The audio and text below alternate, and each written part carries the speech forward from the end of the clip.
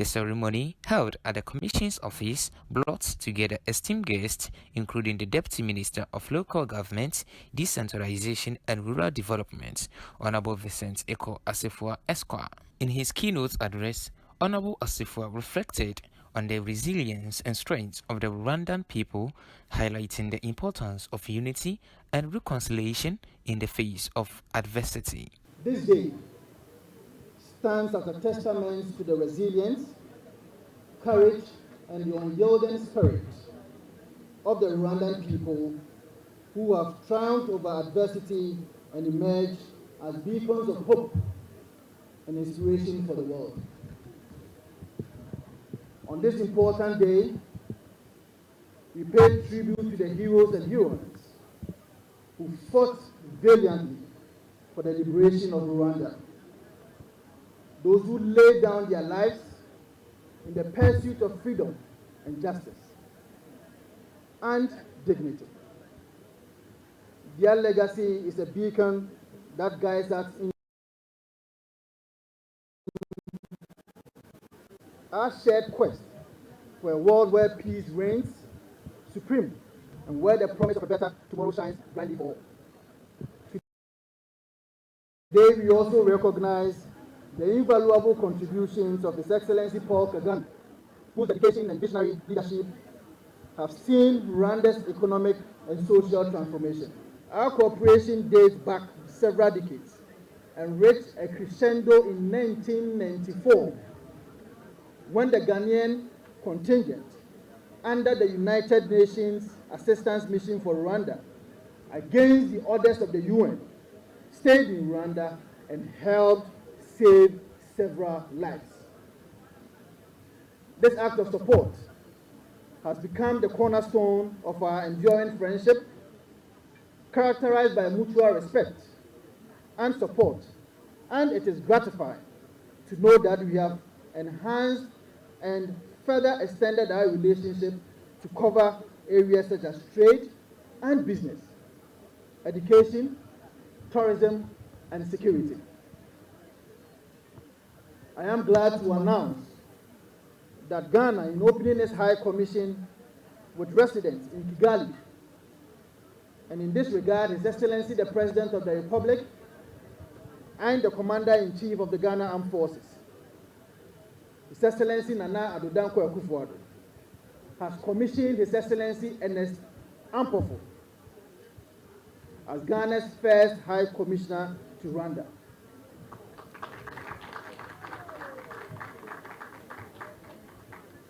Mr. Ampofo's appointment is in furtherance of Ghana's determination to consolidate our relations within the existing frameworks between our two countries, including the Permanent Joint Commission for Cooperation and the African Continental Trade Area, AFTA.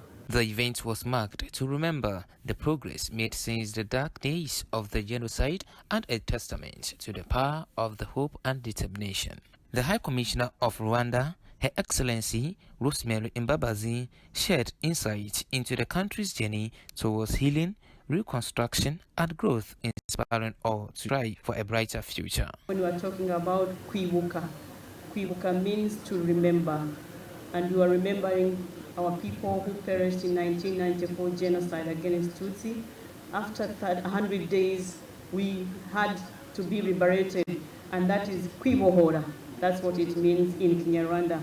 As we say in Kinyarwanda, which was celebrated at home on 4th of July, but we arranged to celebrate it in Ghana today because of many reasons. We wanted to have everybody on board. Jury meted against the Tutsi group who for nearly 4 decades were targeted by periodic persecution. At the climax of this campaign of hate, the government and its allies devised a heinous plan to exterminate perpetrated the genocide against Tutsi. For a period of 100 days, from 7th of April 1994, Tutsi in Rwanda were persecuted just for being Tutsi, and more than 1 million innocent people were killed, like what the young people have already highlighted. The genocide against the Tutsi was halted thanks to the offensive mounted by the Rwandese Patriotic Army in Inkotanyi, army that was led by then a Major Paul Kagame, now the President of the Republic of Rwanda, which on 4th July 1994 ousted the genocidal government, taking control of the Rwandan capital city, Kigali. 4th July 1994 marked the liberation of Rwanda from the forces of genocide that had sought to inherit the very definition of Rwanda as one of Africa's oldest nation states. Since then, Rwanda annually celebrates its rebirth on 4th July, combining the celebration of independence and liberation on the same day, because it was on this day that the hopes of those who agitated for independence were finally answered. The last 3 decades have been redefining and revolutionary in all aspects of Rwanda's life, irrevocably transforming us for the better. Hardly 2 weeks ago, we organized presidential and parliamentary elections, which, as reported by observers, were conducted in a peaceful and celebratory environment. His Excellency President Paul Kagame won by 99.18%. Collaboration on continental free trade implementation, among many more others. As a result, movement between our countries have increased, aided by, among others, regular Rwandair flights that we had from the country manager that connect our two capitals. Students traveling to either countries for education have also increased, and business-to-business connections are also deepening. Cementing these bilateral relations, we are glad that the Ghanaian government decided to open Resident High Commission in Rwanda, whose head of mission has already received agreement from the government of Rwanda.